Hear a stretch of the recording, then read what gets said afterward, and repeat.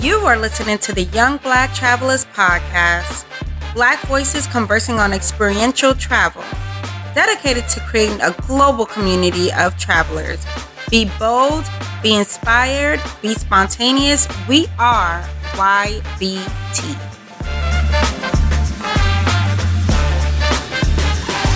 So welcome travelers, welcome to another episode of the Young Black Travelers Podcast. So most of you know who I am. Again, my name is Asshur Cunningham. And for those of you who will be watching this recording, you see a new face like we do on all of our podcast recordings.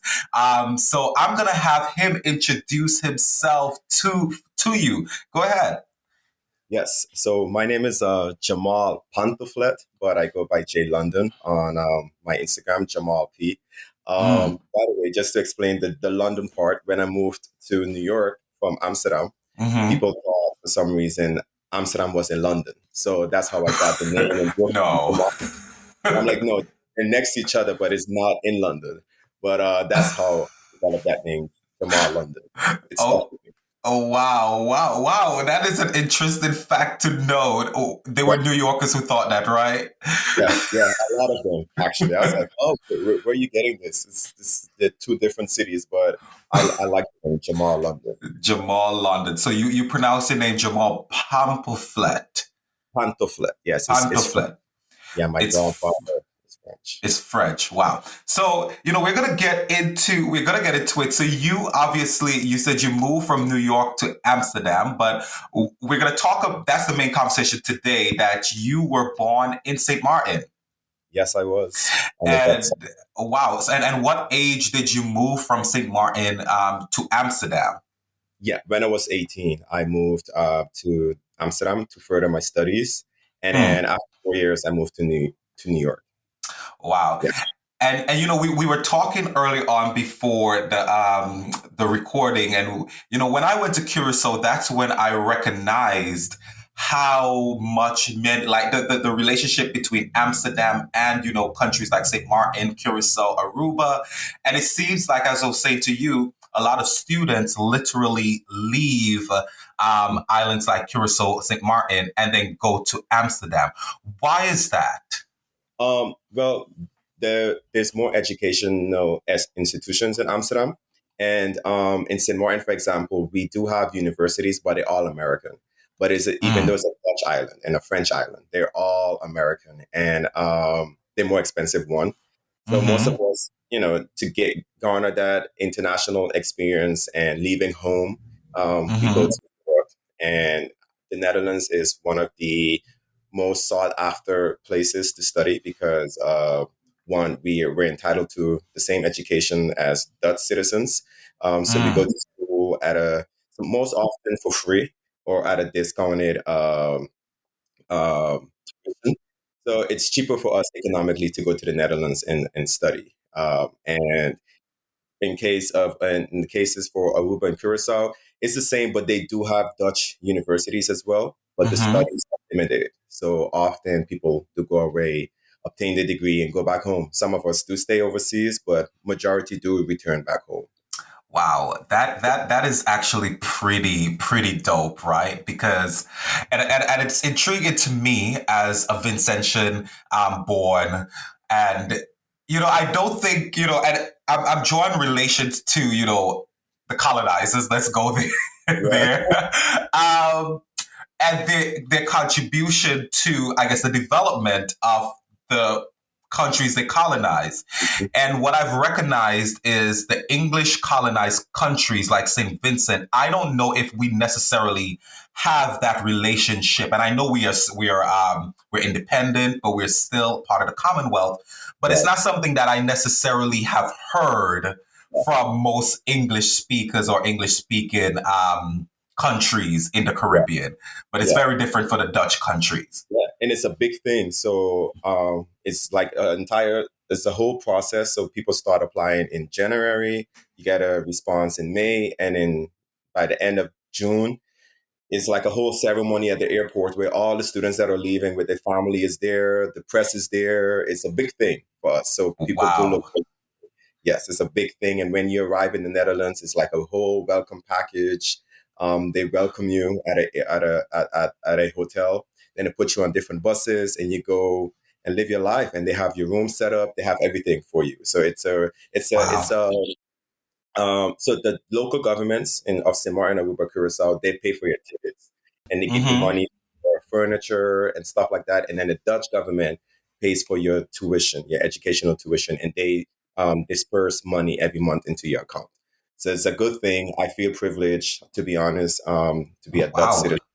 I don't have I have nothing bad really to say about the educational system of the Netherlands. It's pretty good. Wow. And you should. I mean, that sounds like a pretty good Mhm. deal if you ask me, right? Yeah. Like both countries are literally contributing Mhm. to your development as a person. Yes. That is pretty dope. I mean, wow. So to our English speaking, the UK, St. Vincent, all these countries, I think there needs to, yeah, y'all got to step it up because this is not okay. Wow. Yeah. Okay. So you moved to Amsterdam. How long were you in Amsterdam? 4 years. For, mm-hmm. Yeah, 4 years. I did my 4 year study and I was out like fast, ASAP, because I'm an island guy coming from Mm. Caribbean, and the weather in Amsterdam, can be gloomy, gray skies for like weeks and weeks, and it's cold, and that was not my vibe at all. Wow. Wow. But And so why New York? well, I wanted, like, when I returned back to the islands, I'm like, I'm not ready for this. I think I'm ready for the world. That's what I Mm, wanted to experience. After living in Amsterdam, I love the fast pace. I love the big city life, and I just wasn't ready to be back home. So I sat down and I thought, I was like, where can I go? My grandfather, he's an American citizen, and he lived in the Bronx. I'm like, let me see mm. if I can get, you know, I'll visit him. And I did. And I fell in love with the city. And then I started the whole process for me to move to the US. And I fell in Wow. love with it. It has the four seasons, unlike Amsterdam. And I love the melting diversity of the city. Like, Oh, it's wow. amazing.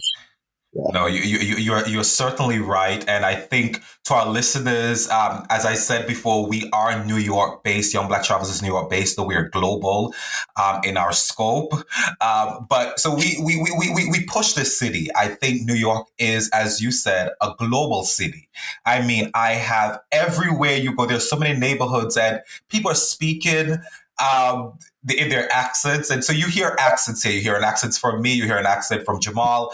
But I've always said this, it's easy because I moved to New York and the United States when I was, I think, 12, right? And so to most people, that's a time where, if I had moved somewhere else, I'm sure it would have been easy for this accent to completely go, though my accent is a mixed accent. But it's Mhm. easy to keep the accent because in New York, you're speaking to people and from Jamaica, St. Vincent, and they're speaking to you in their accent. So that's why I think it's a harder city for anyone to lose their cultural identity. In fact, I think living in New York, you gain a better cultural understanding than you probably would even at home, to be Yeah, quite frank. 100%. Agree. I agree. And when I visit other cities in the US, they don't hit like New York, and it's because of what you said. I felt welcome in New York. I felt like I can just be myself. I don't have to adapt. I don't hear often like, "Oh, where you from?" I'm hearing an accent. Like wherever I go in the US, the first thing they ask is like, "Oh, where you're from? You're foreign," or say something. New York, it's like, "All right, you're from here. We're cool." Sometimes people will ask you, but it's not as common and often and frequent as outside the states, and that's what I like. I can often, because of my accent, I feel uncomfortable when people ask me, "Oh, I hear an Mm. accent." I hear an accent too. I'll tell myself, American. I'm just from the I don't get that, and I love that feeling. That is true. That is true. Wow, wow. So before we go into the break, I guess the next question for you is: we know you're from St. Martin. Mhm. You grew up in St. Martin, but have you visited any other Caribbean island? And if you have, what is your favorite? I have visited several Caribbean islands. I lived in Aruba for 8 years, from the Mm, age 5 through 13. My parents were actually born there. It's also a Dutch island. So it's wow. extremely location within the six Dutch islands. I went there after the hurricane was destroyed. A hurricane destroyed St. Martin in 1980. And I liked Aruba, but it's not my favorite. My favorite is Jamaica. Love, Okay. yes, love the land, love the culture, love the people, and it just feels like home to me. Other than St. Martin, I still think St. Martin is number one. Not Oh, being biased. wow. And I would say this, like your accent is closer to like it give me a Jamaican, even Vincentian vibe because they say Vincentian accent is very close to the Jamaican accent. So I Yeah, could see why you probably loved Jamaica. Wow, one love, one guan. That's good. yeah. Wait, so you said there are six Dutch islands. What are the six? So it's the ABC Islands, which is Aruba, Bonaire, Curacao. They Mm-hmm. border Venezuela to the Mm-hmm. south. And then there's the Triple S Islands, which is St. Martin, Saba, and St. Eustatius. They are the northeast of the Caribbean, about 100 Puerto Rico. Yes. So those two, Sabre and Sint, Well, the Dutch, well, how the Dutch call it is St. Eustatius, but we call it Statia as, Stacia. yeah, Statia. Yeah. Those are the two islands I think I've missed, and I think a lot of people are missing when they're thinking about other islands because I remember hearing about, I think, Sabre sometime when it was the first time I heard about it, and I still honestly don't know much about it. So, research. Yes, it's rated the number one. Well, it's between Sabre and Bonnier. Every year they go between number one and two. For the best, I think they call it like Underworld or SeaWorld. So snorkeling is a Mm, snorkeling haven, and Sabre is just a volcano. It's about 8 miles from St. Martin. Statia is also a volcano, but it's land around it. But Sabre is unique because it's a volcano with about 1,500 residents, most of them being medical students from the U.S. But the diving experience is second to none. Nowhere else in the world has that experience. So they do stand wow. out. Yes.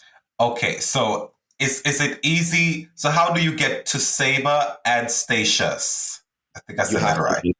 St. Martin is actually a hub from like about 7, 8 islands in the region. So you have to land there and either take a boat or a short flight. It's like 15, 20 minute flight on one of those small planes. So Wow. So I guess the tip here is when you go to St. Martin, do consider visiting probably one of these other two islands, which are two other countries. So two other yeah. stamps on your passport.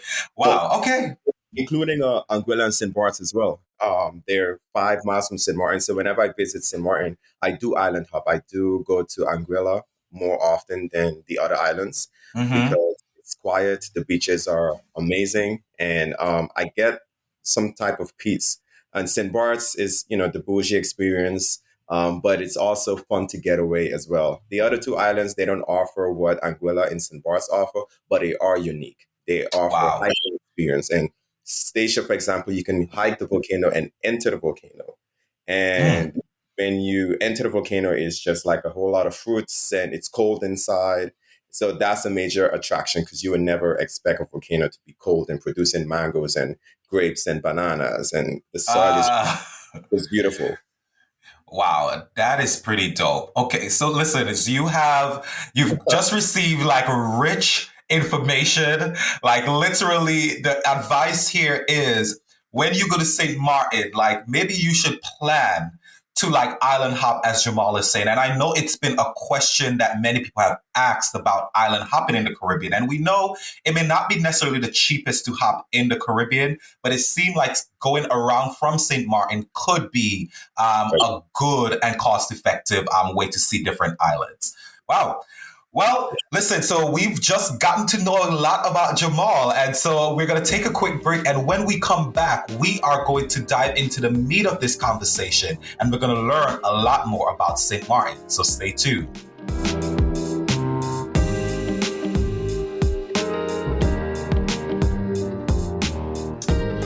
So welcome back. Welcome back. I know you have learned a lot. I mean, Jamal has dropped a lot of tidbits, nuggets. I mean, I'm leading this conversation, but I'm over here like really gleaning from the information. So hopefully, if you haven't listened, and if you're starting from right now, which you probably shouldn't be because you would have probably started the whole conversation from the beginning, but basically go back and literally take down notes of everything Jamal has said from the beginning.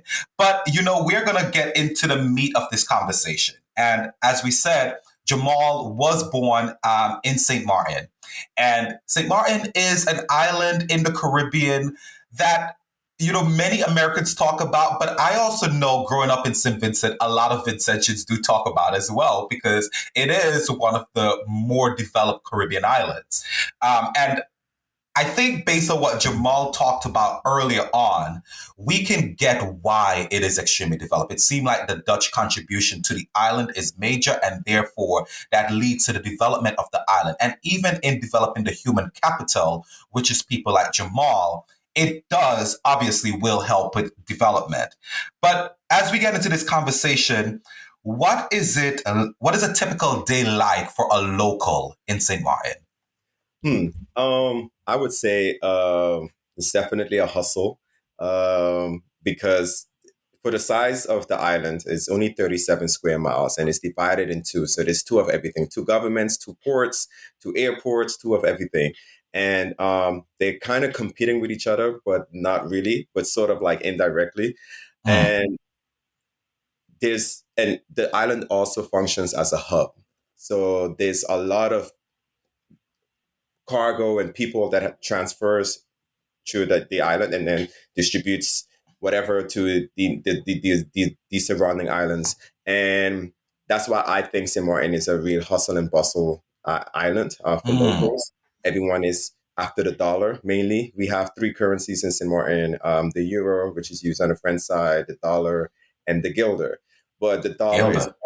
most sought after. So Mm, it is a hustle type of environment. Tourism is major in St. Martin, and again, different type of tourism sectors, such as the cruise industry, their hotel industry, and the yachting industry as well. We're a major yachting hub for the Caribbean, mm. so money is there. People are Of hustling all course, of the time, course.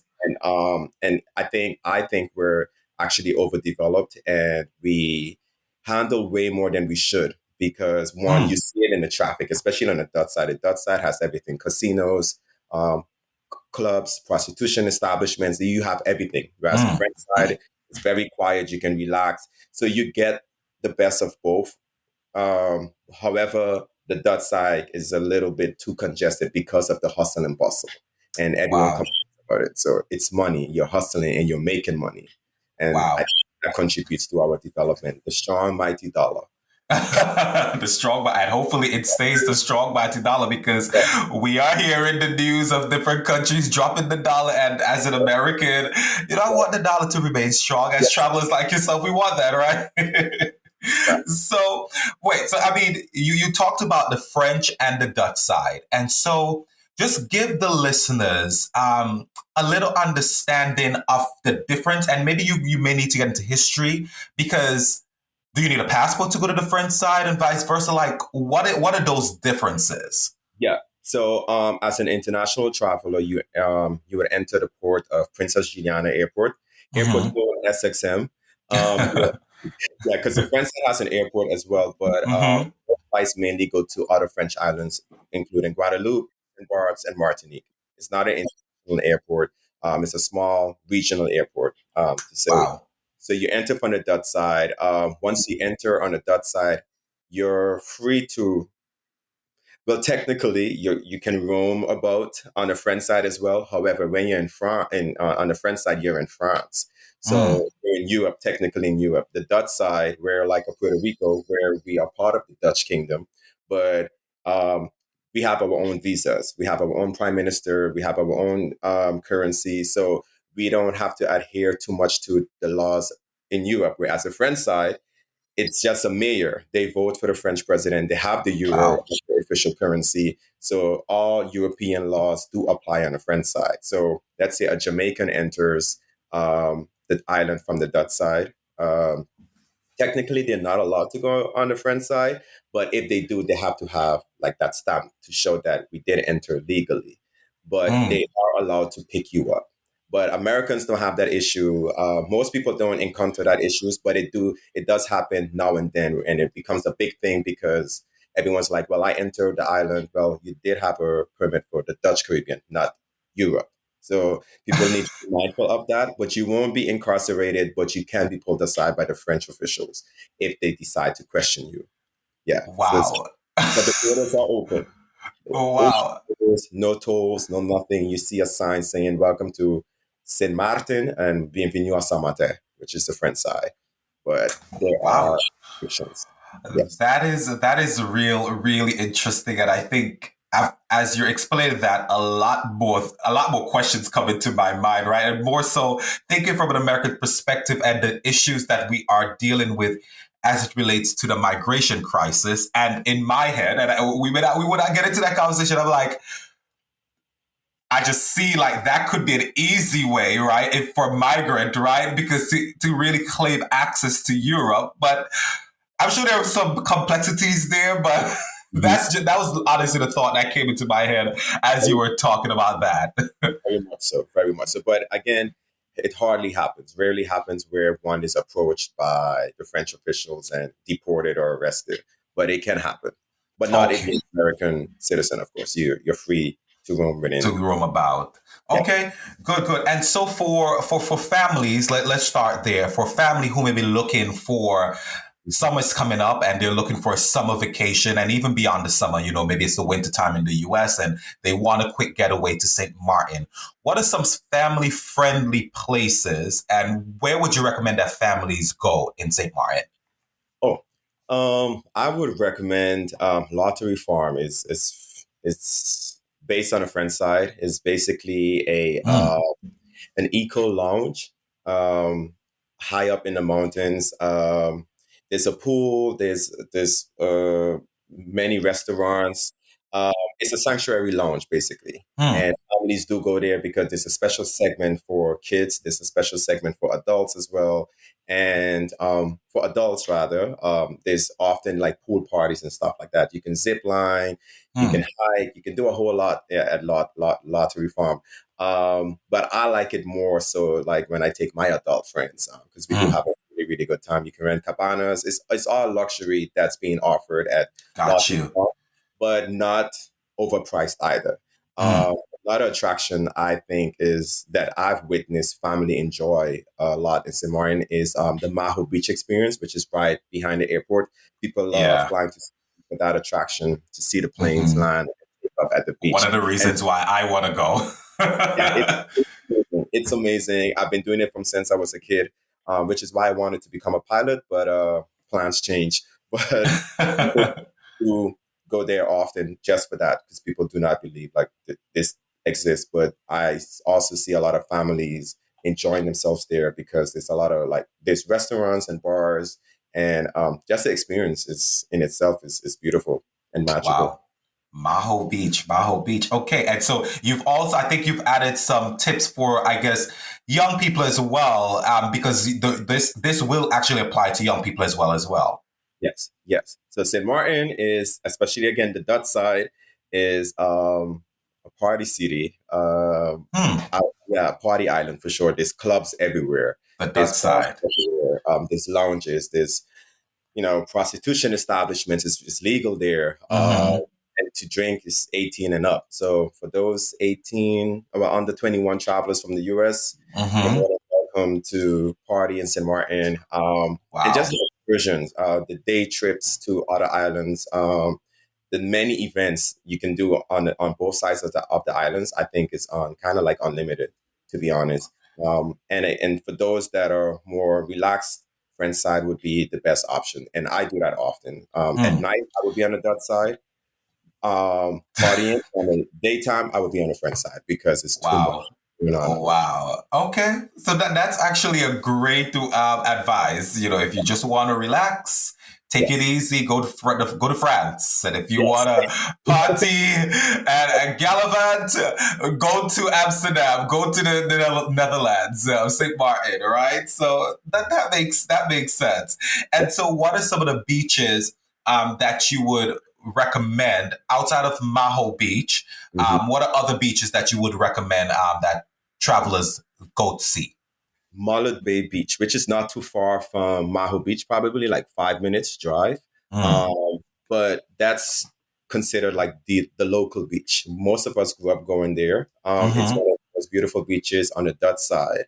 But another beach I would recommend is Orient Bay Beach. Orient It's Bay, okay. beautiful. It also has a nude beach section. Uh, Mm-hmm. which is popular amongst older travelers. But what I love Mm-hmm. about Orient Bay Beach is the amount of restaurants that are on the beach. And they're all, again, they offer luxury, they offer an experience, but it's not too expensive. It's Mm. like Ibiza in the Caribbean, which is what St. Bart's is known for. Oh, But St. really? Bart's is nice and all, but it doesn't have as many options as St. Martin. And another beach I would recommend is um, the beach in Phillipsburg, Great Bay Beach, because Okay. it's a boardwalk lined with restaurants, at least 60 to 80 restaurants, and they're from cuisines from all over the world, which is another thing St. Martin is known for. We are Mm-hmm. called the culinary capital of the Caribbean because you get food from everywhere. There's a lot of Wow. restaurants. Yeah, we are also the melting pot of the Caribbean, boasting over 150 nationalities. No Wow. island in the Caribbean has more nationalities than St. Martin. It's a melting pot, which is why I chose Amsterdam, which is why I chose New York. I like diversity and inclusivity. So, That I didn't know that. That's yeah. another great tip. I did not know that St. Martin was a melting pot of the Caribbean, but it makes sense, right? Because as I said, growing up, I St. Martin is one of the Caribbean islands that I knew a lot about, right? And interestingly, to a lot of Americans, people would think that Vincentians or people in the Caribbean talk a lot about Jamaica. I didn't know much about Jamaica, right? But I knew a lot more about St. Martin, probably because my uncle was sailing and all of these things. So it just made sense to me. But yeah, it just makes sense that it is the melting pot of the Caribbean because a lot more people do know about it, and you guys seem extremely welcoming.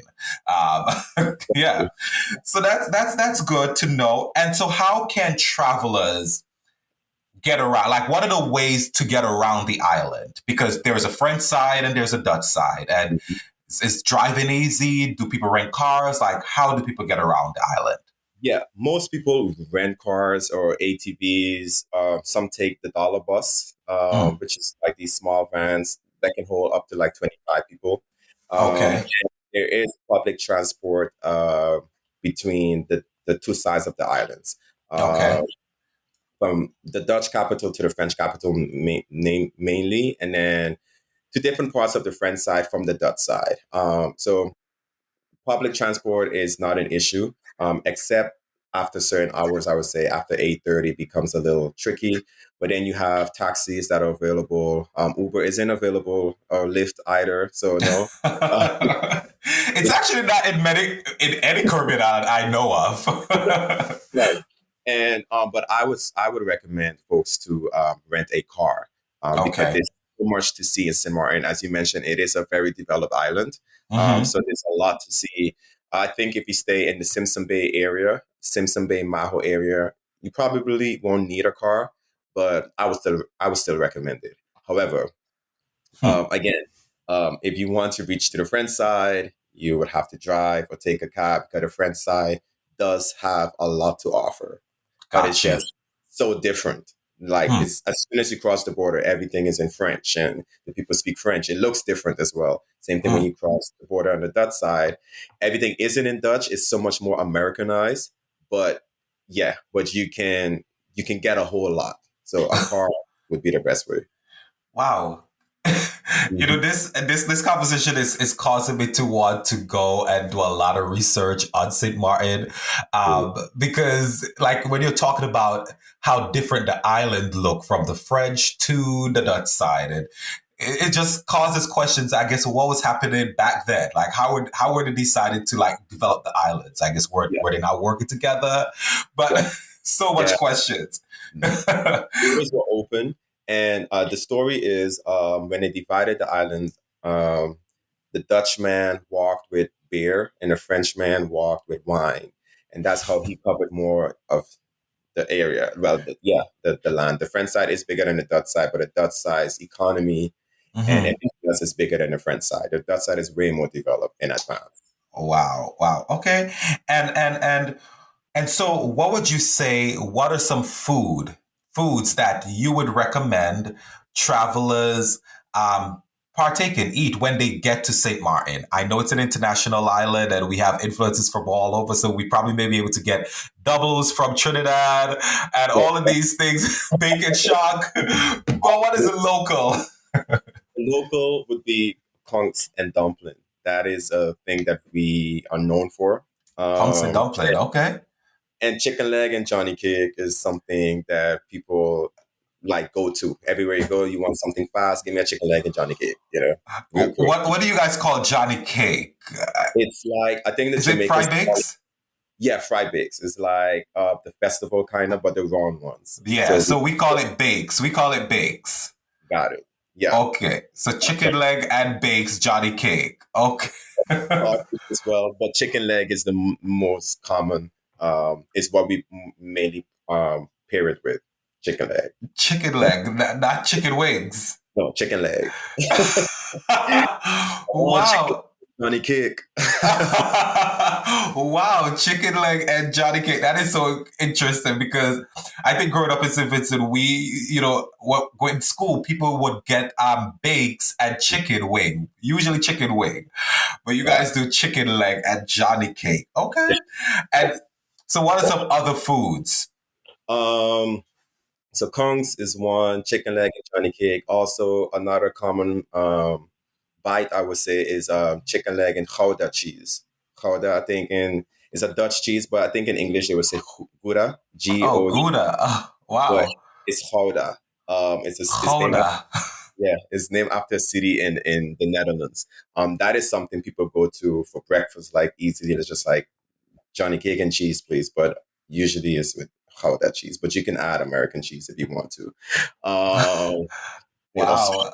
Yeah. We are known for seafood, obviously. It's the Caribbean. I Mhm. think lobsters, the way we do it is quite unique on the grill versus the American way of boiling and then adding butter. I don't eat it like that. I has to Ah, be grilled. Um, what else is okay. known for? I would say those are like the three top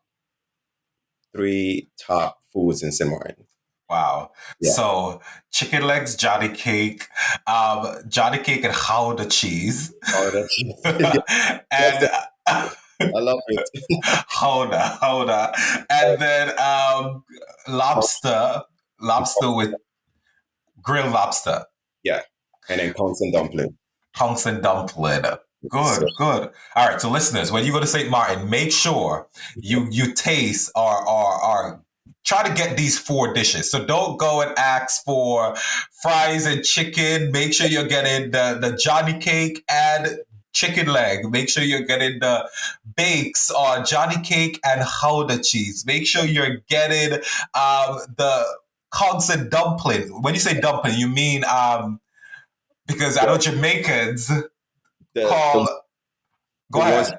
that roll in like you put in soup and stuff, the soft dumplings. Okay, yes. That's what we call dumpling as well. I think, not a lot of Jamaicans have confused a lot of what I call things. So, Indeed, okay, we indeed. call it the same thing. So, dumpling. Okay, wow. So, these are actually honestly some really good dishes that I definitely would want to try. And the lobster, when I went to Zanzibar last summer, actually they do the lobster the same way. Mhm. They grill the lobster, and it was. I think I was saying to my friends there, I've had lobster here, and I remember having lobster in Maine, and I did not like it. Right, it wasn't a thing. Maybe it's exact as you were said. It's probably generally boiled, Yeah. but they grilled it, and the flavors were just like it was so good. It Yes. just tastes. It was really good. Yes. Yes. Good. That's how we do it. Okay, good. Well, so we're going to take a break. And when we come back, we are going to get into the end. And as we do, we shout out a guest, friend of our guest. And we're just going to end this conversation, wrap everything up. And so thank you, Jamaal, for being here with us. And stay tuned as we wrap this entire conversation up.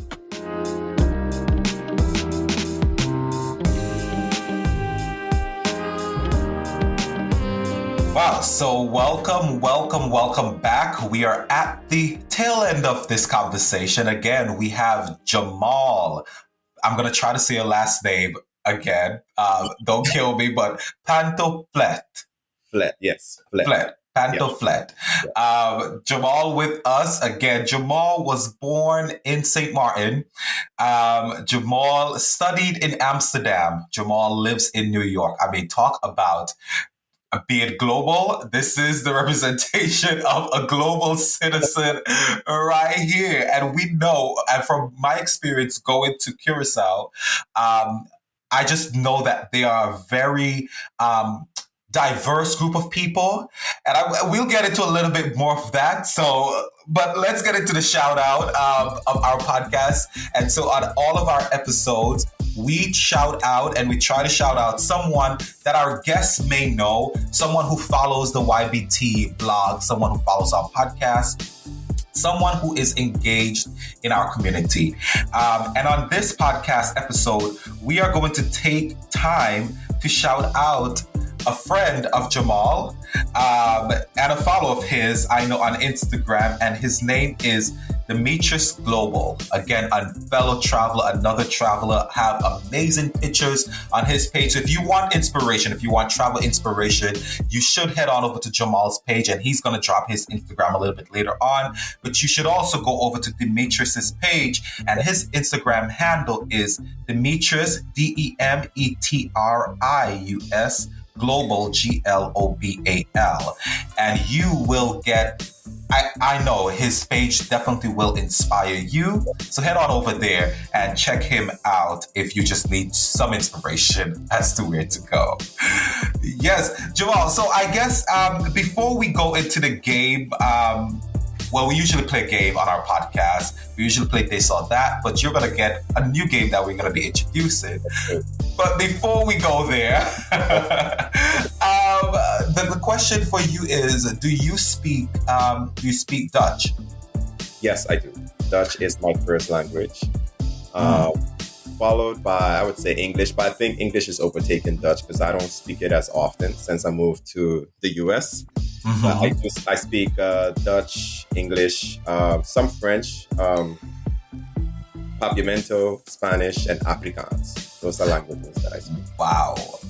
And let me say this. I think this is the trend for most Dutch colonies, or how do you guys classify them? Is it colonies? No, we're called partners now within the Dutch kingdom. We don't. Partners. The word colony is a bad word. Okay. So for most Dutch partners, the common trend is a few languages, because in Curacao, they definitely spoke minimum 5 languages. But the one that you said that I thought was a little bit shocking was Afrikaans. Now tell us that story. So Afrikaans is, as you know, spoken in South Africa. But how we learned it is because I would say it's like 60% Dutch, but they do teach us that as well. So the Dutch educational system, you learn 3 languages every day. It's a minimum. So English and Dutch daily, and then a 3rd language. And that's from the first year in high school straight through college. You cannot drop 3 languages a day. Every day. And Martin and Aruba and Curacao, those are the big Dutch islands. And they are also melting pots because there was an economic boom in Aruba and Curacao, the oil boom back in the days. And St.Maarten had a tourism boom. So people from all over the region flocked to these islands. And again, when there's elections, it's not even half of the population can vote because it's mainly foreigners. So that's how we pick up on a lot of languages, because your neighbor is Haitian or French or whatever, some from somewhere. And We don't even need school to learn the languages because, again, it's a true melting pot, and it's very, very small and to me overpopulated. And it's the same in Aruba and Curacao. So you learn something, you definitely will pick up on a language. So most people where I'm from speak minimum 3 to 4 languages. Wow. And you said that you had spent 3 months in South Africa? Yeah, recently. I wanted to get away from the US. I felt it was giving ghetto vibes. The ghetto vibes. So right after the election, I was like, I'm going to vote. And then after the election, I was out. I was out November 17th, and I came back February 12th, which meant I also made a stop in Jordan on my way back here. Okay. But there, wow. And living my best life, it was a magical experience. But that's another time. That's another story, another podcast. Wow. And did you fly Royal Air Morocco? No, not Royal Air Morocco. Air Jordan? Air Jordan, I did. Okay. You see, as travelers, you got to know the airlines. Okay. Wow. That's cool. So let's get into this game. We were just talking about airlines and, as I said, based on him saying he stopped in Jordan, clear understanding that the airline he probably would have flown must have been Royal Air Jordan. I keep thinking more Royal Air Morocco and connecting them to their very different, two different parts of the world, Middle East and Africa. But I guess we are going to test your knowledge, Jamaal, of airports, So I guess it's guess the airport code, right? These should be easy for you because these are New York airports. Okay. So, the first few should be easy for you. So let's guess these. LGA. LaGuardia. LaGuardia. So LaGuardia is an airport in New York. We'll break them down a little bit later on. JFK. John F. Kennedy in New York. John F. Kennedy. And EWR. Newark Airport in New Jersey. Newark Airport in New Jersey. So, okay, we'll get back to those a little bit later on. Now, this one, you should know this. AMM. Amman. Yeah. All right. Good. And where's Amman? That's in Jordan. That's the capital of Jordan. Good. Yeah. And this last one, hopefully you get this one. Because I did look at your page and I think you went here, so this shouldn't be far. GRU. GRU. I know it. Wait. GRU. GRU. South America. Wait, I know it. 1 second. Trying to bring.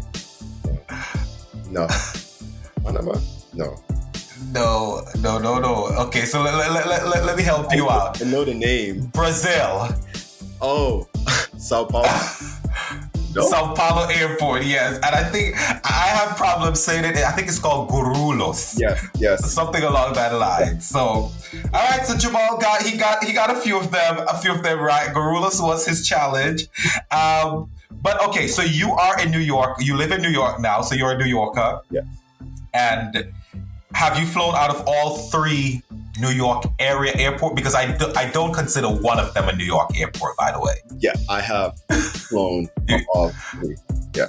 3. Which one would you rate as probably the best? JFK. Yeah. And what's your experience at LaGuardia? Now it's better that they are renovating, creating new terminals. It's much better now. I like using LaGuardia, but you can't take international trips from LaGuardia. So, correct. JFK is my favorite. Got you. And by the way, guys, if you're ever flying into New York, LaGuardia now, I know years ago, LaGuardia was, it was bad. It was not pleasant to fly through. Like you felt depressed going through LaGuardia. But now it is a beautiful airport. So if you're considering taking trips from New York into other states, I I think it may go to, I think, some Caribbean islands. Yeah. LaGuardia is something you should, an airport you should definitely consider. And how about Newark? Rundown. I don't like it. I don't care. They need to invest in revamping Newark. Okay. I certainly agree with you. Newark, EWR. And so the reason why you listen to these podcasts is to get tips. And I know when you're booking your tickets, you're probably going to see New York area airport, or you're going to see Newark there. I'm telling you, if you're not staying probably in Manhattan, maybe in the Bronx, Newark is not necessarily convenient to get to, right? And it is also not I didn't find it a beautiful experience. So as Jamaal said, it's also run down. Yes. But you pick your poison. JFK all day. Yes. And I guess our last question for you is, what is your favorite, I guess, activity to do here in New York as a New Yorker? I love the parks in the summer. New York, in the summer, I don't think there's any place better than New York, to be honest. I love how empty the city becomes. I love that all the students and the business folks leave and open up in New York. I love the parks. I love the free concerts. I love the food. I love the different festivals. I mean, it is New York. Pick up yourself, It's so much to do. But the best time is summertime. I agree. Summer in New York, you're right. I echo your thoughts exactly. Summers in New York is the best. And, winter can be a little bit droggy sometimes. And, you have to find that motivation to go out. And even though there are things to do, you have to motivate yourself, obviously. But summers, there's something everywhere. I mean, every block. Stuff like that. It's beautiful. Yeah, so definitely this summer, make your way to New York City if you have not considered it. There's a lot to do. There's a lot of festival. There's a lot of markets, the night market. There's also Smorgasburg that now happens at Prospect Park, and then also in Williamsburg. A lot that you definitely can do. So definitely check out New York this summer. But Jamaal, I want to thank you for joining us for today's podcast recording and today's conversation. Do you want to leave your Instagram handle or a way for our listeners to reach out to you if they need anything, any questions? Yes. Well, first of all, let me start by saying thank you for this platform and everything that you're doing. You're welcome. Reach out and, the reposting of pictures and just highlighting young Black travelers. I commend you for that initiative. Thank you. And the podcast, please allow me to share your podcast and just let the world know that you do exist. I love what you're doing, and just highlighting Black young travelers, I think it's a beautiful thing. My Instagram Thank you. My Instagram is Jamaal P. So JAMAAL P as in Peter, or Pantoflet, my last name. And please feel free to DM me if you have any questions. I do have some contacts here and here that I can make happen, especially in Jordan. But I can't say it over here because certain things are loud, but you can get things done, I guess. Just who you know. It's easier when you know folks that's based in the country. So thank you. Good. Wow. So listen, y'all heard it here. Definitely reach out to Jamaal if you're particularly thinking about Jordan. And Jamaal, I'm probably going to, I'm going to reach out to you because I'm actually considering, my summer plans, and I'm thinking a Israel-Jordan merge. So, we'll talk. We'll talk. And so, Jamaal, again, I want to say thank you for joining us. Thank you for the wealth of knowledge that you have imparted on our listeners. There was just a lot of nuggets, as I said, that you dropped, and a lot of information that I know as travelers, if you listen and you take the advice, it will definitely help you on your journeys. But I also want to remind you, our listeners, that Young Black Travelers is a listener-supported podcast. So head on over to our website, youngblacktravelers.com, and you can go on over to our Anchor page and click the support button and leave a donation for Young Black Travelers. Also, remember to follow us on all of our social media platforms. We're on Facebook at Young Black Travelers. We're on Instagram at Young Black Travelers Blog. We're on Twitter at YBT Blog. And again, our website, youngblacktravelers.com, where after this conversation is done and we upload it, you will see a lot more information, pictures based on what we've talked about today. We also want to remind you that even though we're coming out of a pandemic, we want you to keep the practices that we have learned throughout this time so we can keep our world open so you can continue to explore and have amazing experiences just like our friend Jamaal has had. So again, we want to say thank you, Jamaal, and everyone, thank you for joining us today and have a wonderful day. Adios.